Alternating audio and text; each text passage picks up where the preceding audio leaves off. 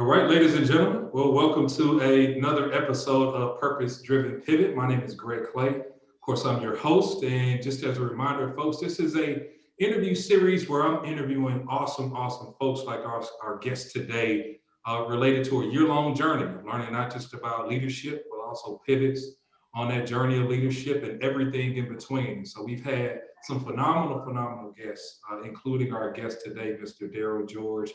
Just as a reminder, you can check out our content at gregclay.com/purpose driven pivot. And thank you to all those folks that are joining us via Zoom and also live via Facebook today. And you can again check out those episodes past and current at gregclay.com/purpose driven pivot. Man, listen, today we are in for a phenomenal interview with a guy I consider a friend, an inner circle friend. Listen, this guy has been applying pressure in the civic space, in the social life space. And man, I can't wait to get into his journey around everything that he's been able to do and lean into. Mr. Darril George. D. George, what's up, man? How you feeling? Feeling great, man. Thanks for having me. No, all good. I saw D. George when he got on. See, I got the this situation. He got the real deal. He can make sure he's heard and he's Man, listen, the you do this long enough in the middle of the day, you just want to just do it. Just have the headset and keep your hands free, be able to do what you gotta do. No doubt, man. And so again, I'm really excited that you're able to join me and the Purpose Driven Pivot family today to talk about what you've been up to. Ladies and gentlemen, I call D. George oftentimes a Delaware warrior. He's from Delaware, and man, these boys just have a certain edge to them when it comes to getting the business done. And so this Delaware warrior and Darril George, man, he's had a phenomenal career. I know he's worked in risk management before professionally. And when I talk about civic space and people leading in the civic space, Darril has had the opportunity to lead nationally the Urban League Guild, which we'll talk a little bit about. And locally here in Atlanta, I think he may have been the youngest president of the time of the Atlanta Urban League Guild, which we'll also talk about. And so, for again, all the things that he's been able to do as a leader, I'm humbled to call him not just a friend, but somebody I'm leaning in with to really get the work done. So, D. George, I'll let you kind of tell folks a little bit about yourself before I jump into questions, man. And again, it's awesome to have you, bro. Man, listen, it's been an experience. Like as you mentioned, we I started in the young professionals here in the Urban League of Greater Atlanta. Took the opportunity after a while of number of years on the board there to transition over to the Urban League of Greater Atlanta Guild.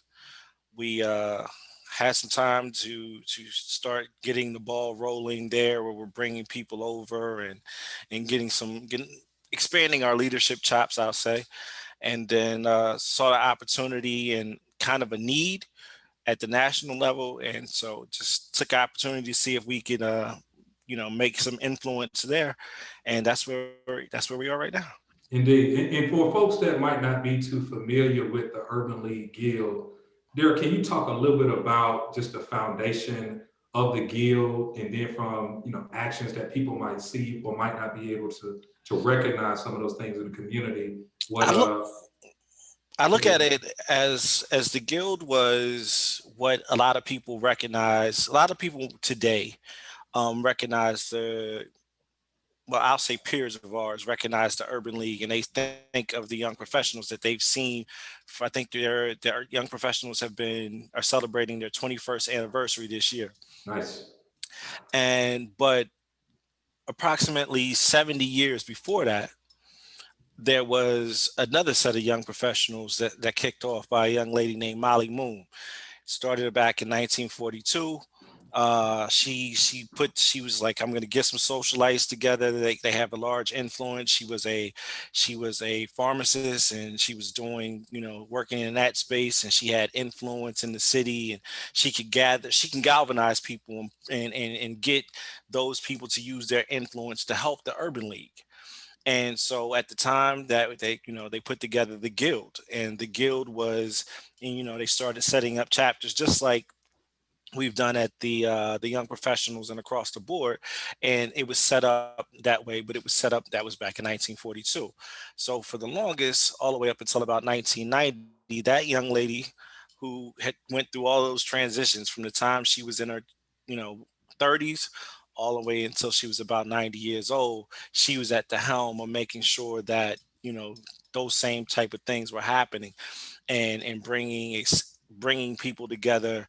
Um, and her husband was doing pretty much the same thing over at the NAACP at the time, and so they had a power team of people who were like, the Urban League and the NAACP. They were, on the the cusp of making things happen for for black betterment of black people, and people of color throughout the country. And so that is kind of well, not kind of, that is the foundation of what has led to the guild as we know it today.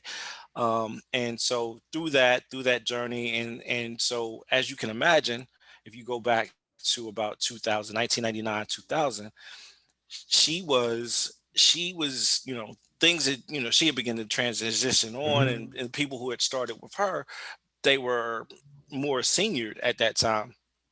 And so to kind of run the tape back 21 years ago, let's get some young professionals, let's get them in place, get an organization. And so that's kind of the pipeline of how the auxiliaries of the Urban League have been put together. So yeah, that's where the guild comes from. And strangely enough, in 2020, you don't get the chance to say you're a man and you're the first of something often. But in 2019, I was elected as the first male president of the organization. They have had, so organization that had been around 77 years at that time. Awesome, boy. Yeah, so it was the youngest and the first gender president at that particular time. Now, Darril, before you double down to go national, was that the case for the local Atlanta Guild as well? I was the youngest, but Youngest? no. Herman Andrews was the first male president here in Atlanta, and actually Yeah, shout out to Herman, man. Shout yeah, out to and he was the first. He was the reason why I got involved with the guild in the first place, because I didn't, again at the time I was younger, and I was familiar with the young professionals, but Drew and his presence coming over to all of the young professional events, and extended that olive branch and saying, hey, this doesn't stop when you get to a particular point. This is a lifelong practice if you want it to be. Mhm. And so And there, I remember that time in the city because, and this is why this conversation and context is so important because it really is when you define an era in Atlanta. I oftentimes think about, and I had the former president, current president of Young Professionals on. Shout yeah, out to the boy Mike, and we shouted out all the other former presidents of Urban League Young Professionals, a lot who are our peers and yeah, friends. And you just can't talk about this energy in Atlanta without having talked about the role that the young professionals and a lot of us coming in and leading and getting to work, whether it was, social, whether it was civic, whether it's political. I mean, there were just so many layers to the service and the various types of people that were plugged into that yeah. work. Fast forward to the era where you started at the Guild, there I remember it was almost kind of like this against the grain type conversation because a lot of folks filter with the Urban League Young Professionals was like, hey, this is where you go. And after I kind of age out, we'll try to finesse the age. We try to, in our mind, we try to be young forever. Right. Right? We gotta admit that, hey, at late Yeah. 30s some, and there's age parameters around everything. And that's not just unique to Urban League. I've seen a lot of different Yeah. organizations approach it that way as we gotten older. But man, you were leading in a space to say, hey, guys, take a look at maturing your civic presence through the guild, but still in the Urban League family. And I think That's a tough thing for you, man. it's extremely tough because you're trying to sell a idea to two sets of people.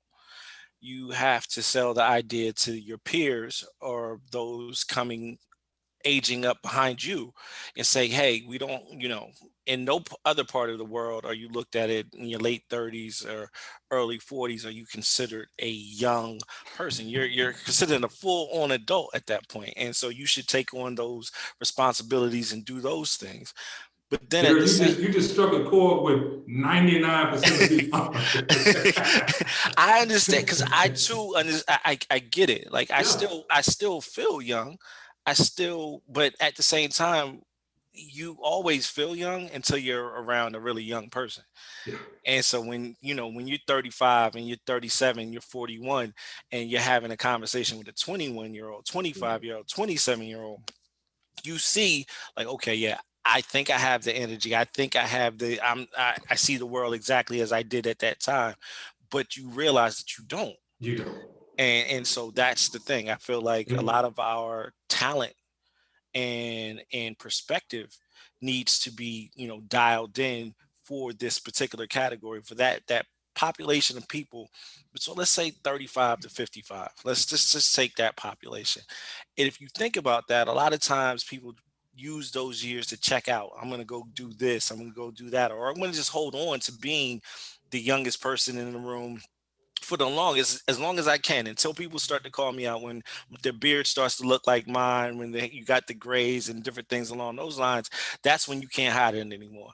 But it's a smooth transition. I just really want people to realize that the continued engagement would not only do a good bit of service for the organization, but it'll also be a great example for those behind you, and showing them that it's a way to this is a lifelong process. We're not doing this in silos where we work as a young professional, then we check out, and then we come back on the back end. So that's really Yeah. that's the hard part. In the continued engagement, leading by example for not just our peers, but also setting that example for folks coming behind us. That's a really strong point, man.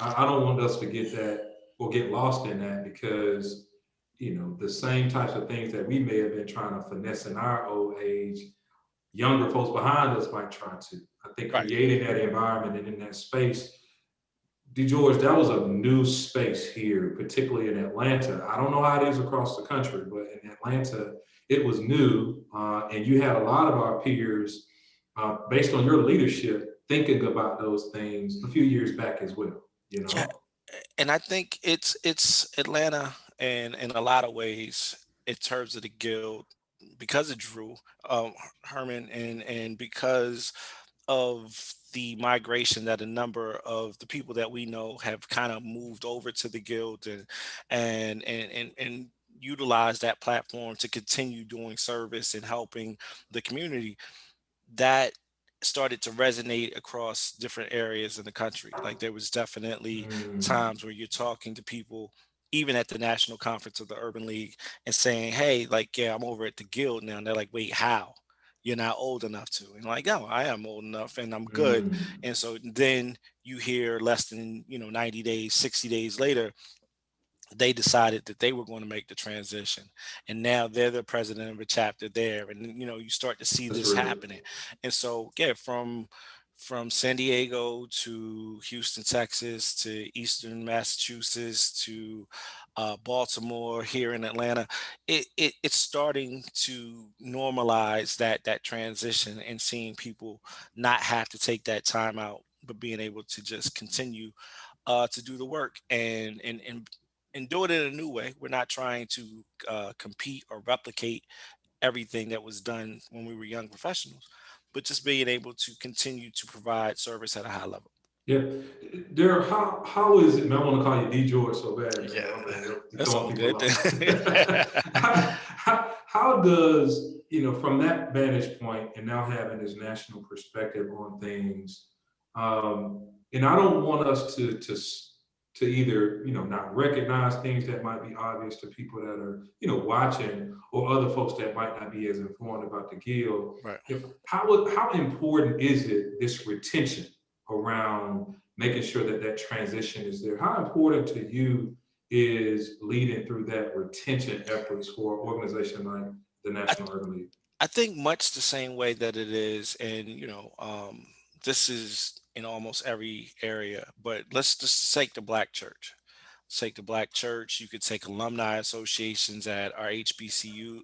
Actually, Mhm. yeah, any of those things where they after a while you see that you don't want it to get to a point where there has to be a transition, where like everybody has aged out, or everybody, like the organization falls flat, and then you have to breed new life into it on the back end. You Mhm. want it to be a continuation of leadership, of where people are taught the ropes in an appropriate way, and then allowed to bring in new efforts and energies and ways to do things to make it viable for the people behind them. So that's the real thing. Like, I don't want this to ever, it doesn't matter whether it's your fraternities and sororities, whether it's the church, whether it's the Urban League, Young Professionals, the National Council of Urban League Guild. It doesn't matter. The big thing is you want to make sure that every population is spoken for and they're valued. That's the big thing. So when a large population checks themselves out of the equation, then it creates a chasm that sometimes is too wide to bring back together. So that's why it's really important that you have people continue the service, and so that that voice, that population of people is always heard. Man, D George, I'm not gonna step out of limb on here and say this, but bro, it's just as I think about it, and just some of the trigger words or phrases that I wrote down, listening to you: continuation of engagement, continuation of leadership, succession leadership, like Yeah. succession planning, coaching folks up in order for them to be able to lead in these roles. Hey, George, I think this is the type of lifeline conversation for organizations that advocate. If they're not talking or speaking these types of or this language, then are they going to be around 20 years from And that's the thing. And I think that conversation needs to be had at the top down now? Yep. when putting it together, because yes, you may feel like you're Yep. trying to hold on to something in particular today, but if you are so dogmatic about it and not allowing fresh energy, fresh blood, new approaches to come in, and training up those who are going to Mhm. continue on, then like you said, the And it's not a organization. competition, Right. right? Right. Exact. That's the biggest thing. It's not it's self-preservation. Yeah. Well, you If you cooking with want high this, grease over there, boy. I don't know what type of thing you had over there. You got some good yeah, words. yeah, like if you don't want the organization to die, if you don't want all your efforts that you put in over these years, then you have to train people up and prepare them to lead, because none of us are going to be here forever. This intergenerational conversation, Yeah. right, that you're having, that you're leading, again, folks, he's leading this nationally, coast to coast, Yeah. north to south, east to west. What have been some of the biggest challenges intergenerational wise? And I'll create just kind of this framework around, you know, not help you with the answer, to George, but it's more of like just framing it. I can imagine this, not willing to let go, and also this educating younger folks about that transition that could be potential challenges that you're dealing with this on this end, dealing with that on that end.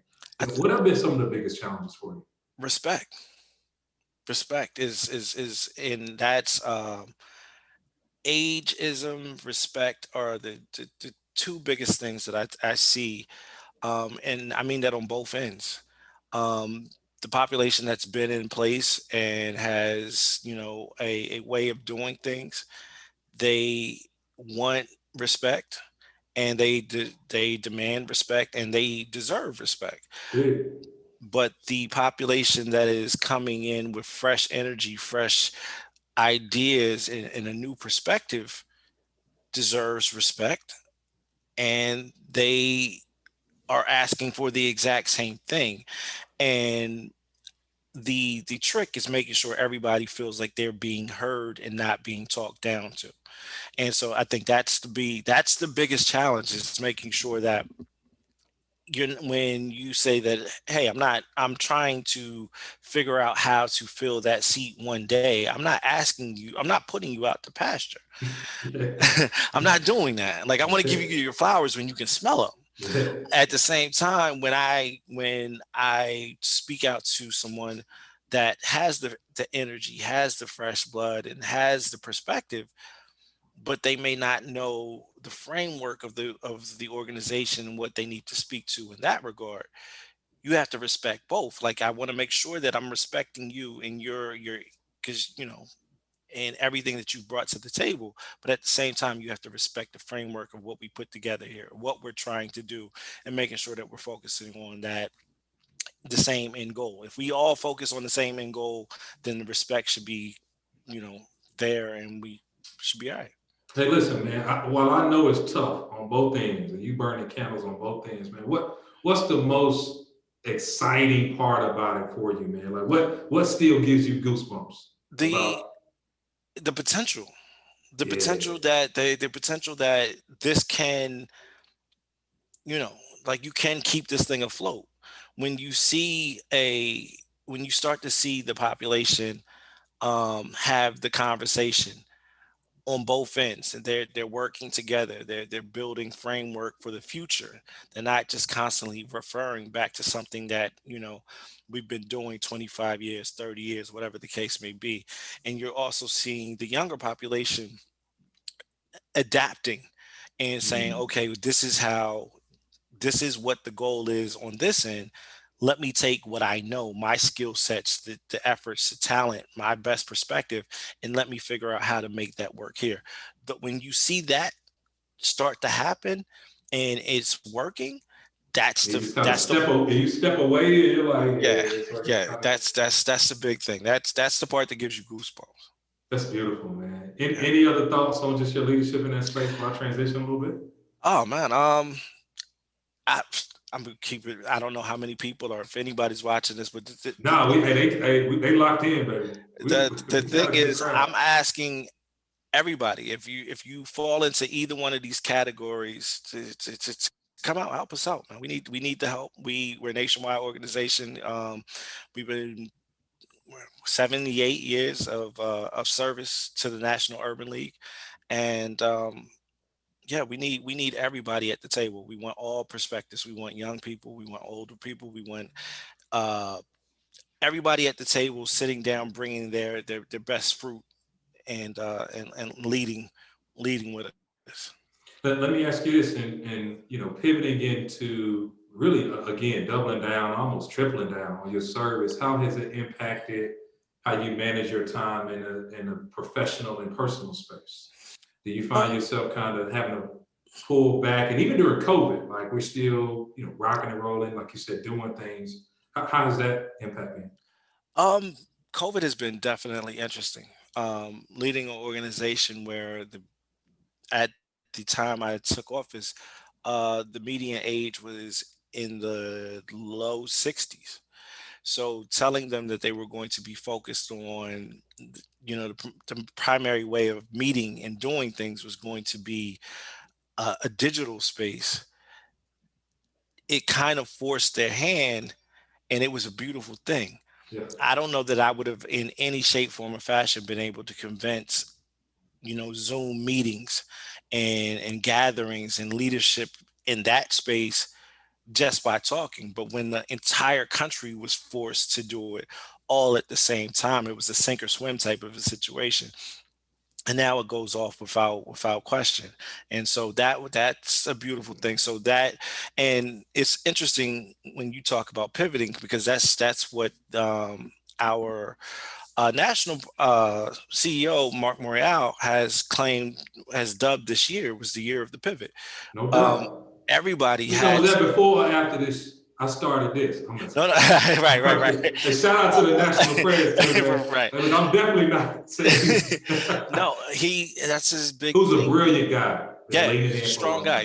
time. Yeah, former mayor of New Orleans, and attorney, and all of these great Yeah. things. He's strong in his leadership space, but he called it the year of the pivot Yeah. because every organization has had to figure out a way to get to their end goal within the confines of the barriers that 2020 has put us all in.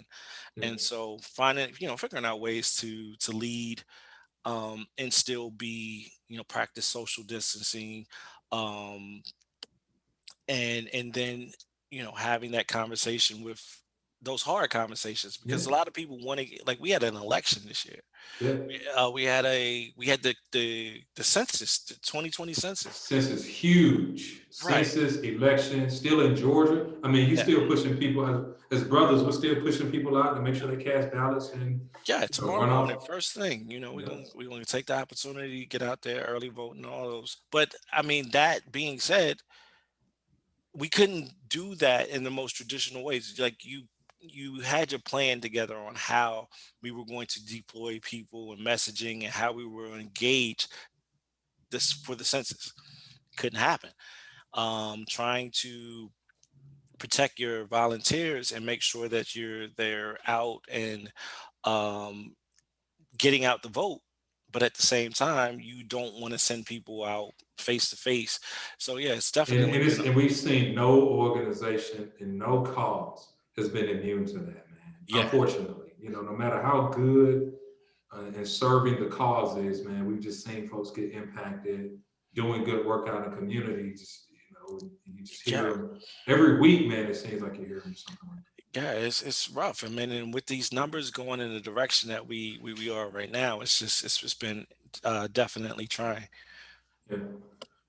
D. George, I gotta publicly thank you, man. So a big part of my pivot, y'all, I talked about health. I recently posted about my blood pressure being where I needed to be before circling another year around the sun in January, man. And D. George was running these streets, man, pounding the pavement before it was sexy, before it was before it was COVID, man. Listen, man, this boy, man, he really pushed a lifestyle around health and wellness, man. I gotta publicly thank you for the confidence in that because I never thought that. And I wouldn't say I didn't think it was possible, but I never thought that I'd be like, yo, maybe one day I'll go out there and do 5 miles or 10 Yeah, miles with D. George, man. And that's a dude. real possibility now. I So, I see you, and to be perfectly honest with, I think the last time I saw you in person, like, I had like a knee situation. I had a brace on, and like, honestly, watching other friends of ours, like, out there getting the miles and putting the time in, is the motivation that I needed to start. Like, I got to get back out here. Like, it's really time to, put those miles in and do a lot of that kind of work. I mean, strangely enough, a lot of people went to school for, leadership and development, and, I literally went to school. My undergraduate degree was in health and physical education with a bro, minor in biology. I didn't know that, man. So that was what I wanted to do. Like, Yeah. that was it was, Okay. all kinds of presidential leadership and jobs changing, and decided, when I got into the insurance space, that was a career move, but that didn't stop me from wanting to do a lot of the physical activities and things along those Nice. lines. So it was, running and marathons and, that sort of thing that kind of, kept that fire burning on that side. But to be honest with you, because you started this, you didn't start with the running, you started with the bikes, and that was Yeah. it. You know what? And in a true Greg Clay fashion, the bikes and legislation that was being passed here in Atlanta at the same time, with the bike lanes and all of those different things, it all tied together. And I was like, all right, man, okay. First, I was like, okay, Clay is going to, get a photo op with the bikes, and, we're doing, we're putting the bike lanes and everything together. But then, a couple months go by, Clay's still riding that bike. Clay getting around the city, and that was impressive. I actually went out. Hey, I'm on model with the bike. Like, excuse me, Right, excuse me. brother. I love it, man. I look forward to. I got a bike now, and, so, it's a little. I could do that when I have to fall back on the impact on my knees sometimes. But Sure, yeah, sure, sure. yeah, no, I love it. But we're gonna keep that commitment for sure. Yeah. For sure, man. And so healthy lifestyles, man. How important is that to folks right now, just to make sure that they're plugging into it in the context of everything else that's kind of going I on? think that's the part that could keep you sane, to be perfectly honest with you. You Mm. don't get that moment of alone time to just focus on building a better you so that you can in turn go out and build better and give out service and efforts and energy, whether that's career wise or civically. You definitely have to have a strong heart. You definitely have to have a strong immune system, strong lungs, all of those things to perform sitting down in these meetings and getting people out to vote. You still need to be here. So you got to take care of yourself before you, excuse me, you got to take care of yourself before you can take care of anybody else. So that lifestyle is definitely important. And I use it now more than anything just to be able to clear my mind. Like when you go out for a 5 mile run, a 3 mile run, or longer, that's time that you have to yourself. Like Yeah. you're not answering your phone, you're not checking emails, you're not doing any of that. You're just running, and or you're on your bike or whatever it is you're doing. That's your Mm. time to go out and clear your mind and get back and keep yourself in perspective to you know be ready to go forth and lead elsewhere. And that balance is important, man. I think back to, man, our most social days and, doing all the stuff when I was talking about like young professional work, but at the same time, we be balancing it out. Like that healthy balance of even building relationships in that, man.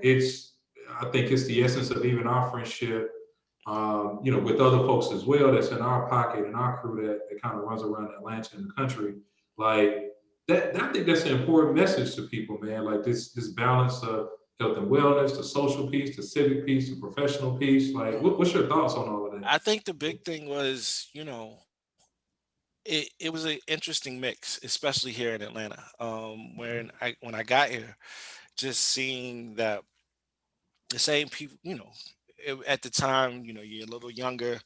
The party scene was a lot, was very vibrant and things going on. But And let me interject here too, y'all. Hey, if you don't know, right? So D George, he's not just an old man, right? Like back in the day, if it was a first person on the dance floor, like literally like moving, doing Now, it I was love to D cut. George, I man. love to cut a rug, but that was that kind of is my point. It My was man. it was other people that within our group that you would see, like I see you at a party, but then if I just happen to be going past some civic work the next day, I see the same people.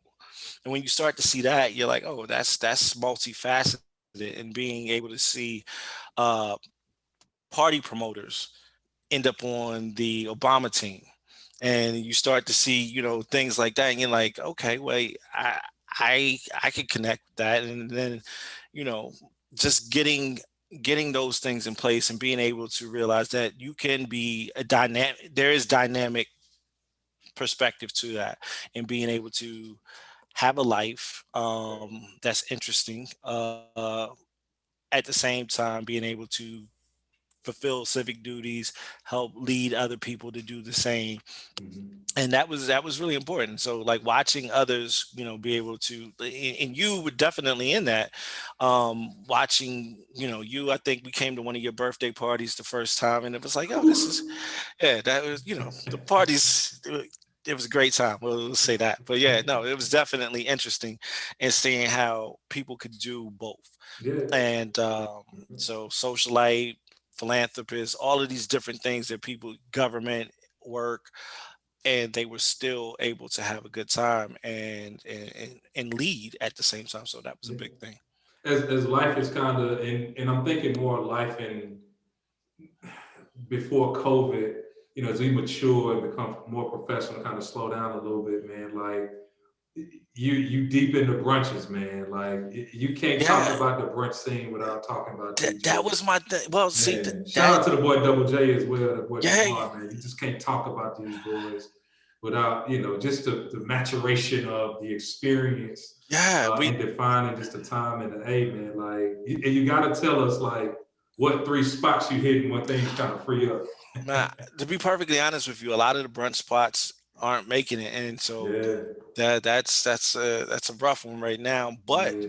I think the big thing that is that you know that's the the matriculation, I'll call it. It was 1 minute you're at the party, standing on the tables and having a good time and enjoying life, and then the next day it's like, maybe I'll go to the day party because I can go home and be ready for work the next day. And after that, it's like, what? I'm just not going to go to the party. I'm just going to go to brunch, and then I can bring my friends with. We have a good time. We sit Mhm. around and enjoy a meal, fellowship, catch up, and so it's all the same energy, Yeah. and all of the same space, but it's just a little less recouping, and after it's all done.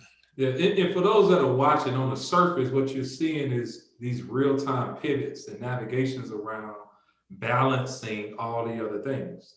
I want to make sure that we call it what it is, because when you give of yourself in a certain type of way without that balance, and I've seen this impact certain people, especially folks that are close to me, it becomes a little bit unhealthy, right? But Yeah, having the ability to pivot in the way that you balance, and it's all been healthy. We're not saying going out and being social to the detriment of all the things that you've got going on. It's just that there are these opportunities to be I think we're dynamic saying in the how you. exact. I think we're saying the exact opposite. We're Yeah. like, you definitely want to make sure that you're doing all of these things to stay balanced, to make sure that you're not leaning too far in either direction where you're overexerting yourself and you're not doing what you need to do, whether it's at the health and fitness side of things, whether it's social, because we've seen a number of people, and actually your particular situation, like, the service and leadership can lead to good things on the social side. Like, you got a beautiful bride, that out there. And I remember the day, well, I don't know if it was the official day. I remember one of the days, and she was like, the question was like, what are you kind of looking for? She was like, I'm looking, I'm interested in somebody who was about service. And I kind of seen you light up, and that was a beautiful thing. It was me, you, Jay Bailey, and another number of Yeah, people. that was a whole Yeah, crew. That was one of those days that started yeah, with a brunch, and we just went through the sunset. It was a rooftop yeah. situation. It was a perfect Atlanta day, man. Yes, I still got the pictures, and now look at you. You're married. Look at I me. mean, it's amazing. I love it. And so, no, now I think that's the kind of Yeah. thing. I mean, we have a number of friends who have met their sig other in that space, Mhm. where there's working and volunteering and doing all of those things, It's a and now beautiful they thing move. about Atlanta, D. George, man. Like, it can happen other places, right? But Atlanta, man, it's just a special place. I mean, when you moved here, did you expect or anticipate, a lot of the things that you've kind of No, seen and gotten into? no, I did not. Like, the first 2 years, I was trying to find my way out of here. I like I got here, and because of my job at the time, I traveled like every week, so I wasn't here to kind of like let my roots spread and different things like that. Hmm. So, because I hadn't found my pocket as of core individuals that I could work with and get to know and see, go through these progressions that we've been talking about. I was like, I'm on the first thing smoking as soon as I find a way to do it. But it took finding a brunch crew, to be perfectly honest, that when you got a chance to sit down with them on a weekly basis, on like a Sunday before I got on a flight to go someplace else, and talk and reflect on, and it was just an energy of people constantly wanting to celebrate everything. Like, everybody had a new height that they had reached, like, every week. Yeah. Like, I got this promotion, or I got this job over here, or I'm doing this. And it was just like it wasn't like a big celebration. There wasn't like confetti and balloons and things like that, but it was just like seeing young people moving up and constantly Progressive. Yeah. pushing themselves. And so it was like, okay, I like that, and I want to be a part of that. And it was that energy that pivots into where we are these days, that kept me here. And I'm very extremely thankful that I stayed. When we talk about that energy and relationships, man, what are some of the things that like, in relationships or relationships with people, right? As a leader in this space, how do you keep the best of your relationships kind of going and maturing, even in addition to kind of getting with people and celebrating the wins? Like, if somebody's watching this and say, man, I really want to be a better, leader in that, what are some of the things that you found that you've won more than you've lost in when dealing with people? I think the communication Yeah. communication, and this is when I struggle, to be completely honest with you. Yeah. But when it works, and Mhm. that's the reminder that you kind of have to always give yourself, because everybody doesn't see things from your perspective or your vantage point. And so while it makes perfect sense to you, it may be something that you need to explain a tad bit deeper to somebody else if you want to get the best end result.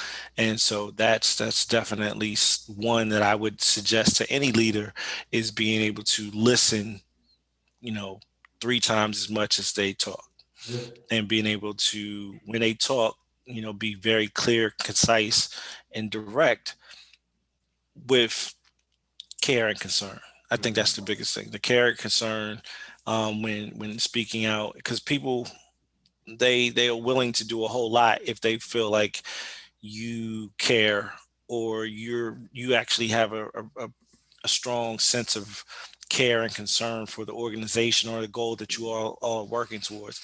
When that's in place, then yeah, your team will follow you at a lot of places. Hmm. Hey, George, let me ask you this, man. There's something I thought about that, your origin story and leadership, man. Had you always been like a young leader, like growing up in Delaware at all, man? Or was it something that just kind of It came was a natural to problem. you with these relationships and building with people? It was, dog, from middle school to high school to college. Like, yes, I mean, inadvertent, like, and it wasn't I didn't think about it. It was leadership. I'm gonna tell you exactly how it happened. I remember, like, I ran for, I guess, one of the pivot points, we call it. In high school, I was the student government president, and that position got a seat on the school board at the time. And so I remember going to my first school board meeting with the principal. Principal, every time that they had to go, he grabs me, we go. Oh, but so you did win. I want to make sure folk know that you Yes, won. yes, yes, yes. I did win. I won. Yeah. So I was on, and so sitting in there at first, I was like, "This is extremely boring." I was like, Right. this is I don't know what these people are talking about." But then something came up. I can't remember what exactly it was, but I knew that it was going to affect my school. And I looked around the room and I was like, "Oh wait, these people in this room make this decision, and I'm in this room." So I was like, well, I always want to be in the room where the people actually make the decision that is going to impact my people, because I feel like we need as many people that think like, that are going to be affected at the table. So Be in that, the room. yeah, that was Yeah. always the thing. It wasn't I didn't look at it as leadership, because I didn't really even know the term like that. I just thought it was like, well, you guys tell me what you want to happen, Hmm. and I'm going to go in there in this room where things get voted on and talked about, and I'm going to tell them what you guys tell me, and I'm going to advocate on in your behalf. That was always the thing. Like, I just wanted to make sure that the people who I cared about and who I represented had a voice at the table, and that was what I how I looked at it. And so, Now, when you got to college, when you got to Delaware State, was it something that you pivoted into, or was it something that you were trying to check yeah, on? the crazy thing was that there it was kind of the same thing. It was like, you showed up, and there was I got on the student government board then, because I inadvertently didn't know that there was a hierarchy of things, that a way that things were supposed to happen in terms of like planning activities. But I wanted to have an activity one day, so I just went around campus. Like, I don't think I had been in school like 90 days yet. but I wanted to see it happen because I felt like it should happen. So I just went and start telling everybody who I thought would be influential. Man, Like 90 days in the FAMU, man, I didn't know what was going on, bro. I You didn't talking either. about That's the beautiful thing about it. Like it was my ignorance as to how things worked that let me be confident enough to just start telling, like, hey, I want you and your organization to meet me in front of the library at this time. I want you and your and then realizing that they all did it, and the student government was like, hey, this isn't how this is done, but come over here and work with us. And so that nice. that kind of worked out. But it's always been just about speaking for a group of people that you want to make sure that their voices are heard. I think that's good to, good context for folks. One, D. George, I didn't know that, right? And so I think that's good context for, the way in which even young folks digest this type of content, because I think context is so important because folks never know really kind of how somebody may arrive on where they are. And while, leaders are born at every moment and every stage of their life, I think that filter around how you're even courageous enough to do what you're doing present day across the country lays a certain framework, man. Like, I just don't want to minimize that, man. Like, I that's sometimes I a lot minimize. of people aren't doing that, Darril. Yeah, well, yes, and I think that goes back to our previous point. The previous point being that people check out and think that somebody else is going to do it too early. I think, oh, I don't have the tenure, I don't have the experience to do this yet. I don't have this, I don't have that, or this person is going to do this person is going to do that. So I'll just wait my turn. Um, we don't always gotta wait your turn. Like your turn is now. Like, if it's not, then you'll be reminded of that, and then you can come. I don't know if you're frozen. There No, you you're are. back. You're back with Yeah, me.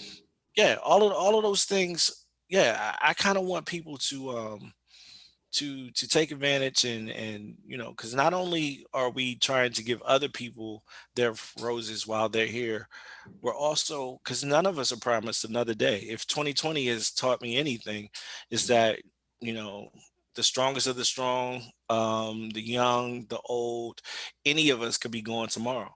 Yeah. And so, like, if you want your legacy to be about advancing the message and doing things, do it now. Don't wait.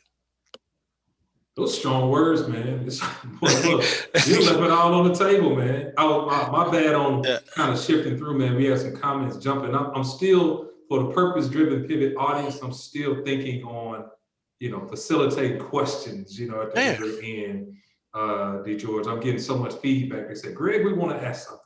And so I oh, was facilitating some feedback from an inbox. But it may come one day, audience, but not today. no, But Darril is, man, Darril, you're swinging for the fences, man. yeah, You really, really are, man. I think really about, that multifaceted leadership lane that a lot of people can be in. And I think your story is inspiring in that regard because, there's people have to believe, even in our age, people have to believe more in the opportunities to create that change without having to check out, right? Hey, yeah, I've done this for 5 years, I've done this for 7 years. Now it's my time to kind of check out when that's just not the case.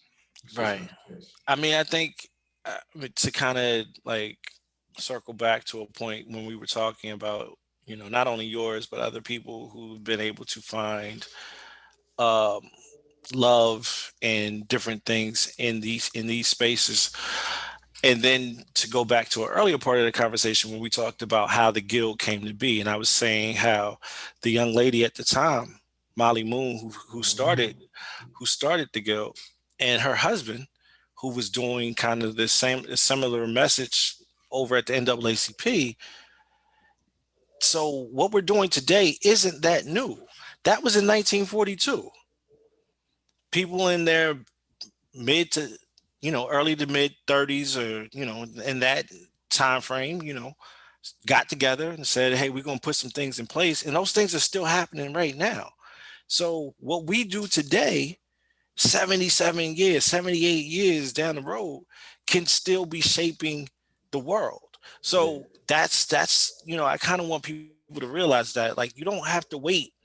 You could do it now. Like, and the whether it's a young professional, whether it's a young member of an alumni association, whether it's the young pastor at your church, whatever the case may be, do it now. That's do it just now. do it now. True words hadn't been spoken, man. Now. D. George, I really, really appreciate your time, man. As we come to a close, I just want to remind folks that, the essence of this type of conversation with somebody that I know and consider a leader, consider a friend, like it's humbling to not just hear your story and learn more, D. George, man. From me to you, I'm extremely proud of you and what you not just led courageously as the first to do in this space, but what you're asking others to do coming behind you. Man, I think about even one of the guests coming up, Ruthie, Yeah. who's the current president of, shout out to Ruthie, who's the current president of the Atlanta Guild, immediately following your leadership. So these people that you are talking to about leading in their own lane, even if they don't hold like an executive Yeah. office with an organization, just thinking about that differently, bro. That is something that has really even forced me to kind of level up on some things. And so I'm proud of you in that regard, man. I appreciate you in that regard, man. Yeah. And if you got any final thoughts on leadership, balance, pivoting, like what would they be? Um, I guess kind of what we just talked about. I want Yeah. people You to left it get on the field, man. get You've started had to you've had like two moments where we could just close it out. You done yeah. hit you done hit two home runs Yeah. already. I kind of want people to just start now. Like, whatever you want to do, whether it's civic wise, engagement, leadership, whether it's at your job, wherever, just start today. Just go. If today isn't the day for you to get it done, just keep moving forward. That day will come sooner or later. I want everybody to do it today, because the 2020 is, matter of fact, not even 2020. Everything in life that's got you to this point should tell you that at any given point it can be over. And so let's lead now. Let's be strong in that. Let's make sure that your legacy is left saying that you pushed the envelope. Indeed. Fierce servant leadership Yeah, man. from the Let's do it. Della Warrior, man. Trying to be like Greg Clay, Man, man. I'm gonna get you a t-shirt that say Della Warrior on it, man. I'm gonna reach Cause out man, to yes. Listen, we can make it happen. we can make that happen, man. Yeah. Man, I'm extremely proud of you, man, and the footprint that you've Listen, made. I still have your t-shirts. I still got the The Greg Clay situation, style. yeah, I yeah, listen. yeah. So I feel that, man. Man, listen, man, those vintage shirts, man. Somebody was telling me one day they saw one in like Goodwill, fresh and clean and printed. Like I said, man, you should have copped it. They're I like, no, got. I already got one. I still wear the hat. Like, so, like, My yeah, man. yeah. No, listen, I'm here for it. So, no, thank you for having me. This is an interesting conversation. I'm glad to be here, and Man, when I network congratulations. season, a lot of people hadn't heard this side of D. George before. And that's what made it so intriguing to me. Cause I'm like, man, there's so much first stuff that I heard. Like, this is Interesting. dope. Well, yeah, man. Listen, we talk all the time, so yeah, we can any chance we can. Let's chop it up. But yeah, My thank you. man. All right, y'all. Well, thank All y'all right, for joining us via Zoom, via Facebook Live. And again, you can catch this episode at gregclay.com/purpose driven pivot. And you've been listening to the voice, the wisdom, the knowledge, and the power from Mr. Darril George Jr. himself. And so, again, man, we're extremely proud of you.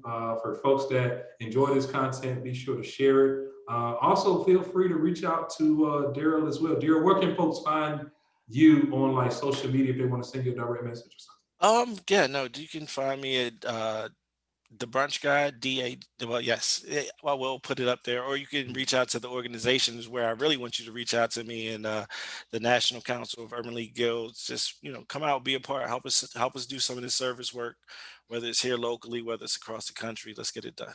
Indeed, my man. All right, brother. Well, hey, have a good rest of the week. Stay blessed and stay covered. You too, sir. All right, Have a man. good one. Thank you.